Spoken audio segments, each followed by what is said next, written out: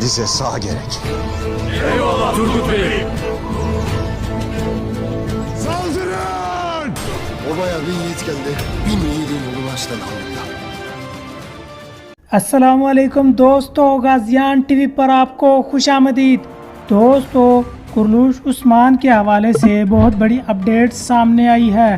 कारैल को मारने के पीछे कौन लोग शामिल है? उस्मान गाजी का ये घोड़ा जो कि दोनों सीज़नों में भी दिखाया गया है, और इस घोड़े में क्या ऐसी बात थी कि उस्मान गाजी के इसी घोड़े को क्यों मारा गया?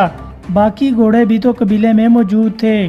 दोस्तों, आप लोगों ने देखा है कि एपिसोड में कोशिश सफ़ेद रंग का घोड़ा और साथ एक तलवार लेकर कबीले आता है और उस्मान गाजी को बतौर तोहफा देता है। उस्मान गाजी उस तोहफे को ठुकराते हुए ना कर देते हैं और अगले ही ट्रेलर में उस्मान गाजी का घोड़ा भागते हुए कबीले में दिखाई देता है।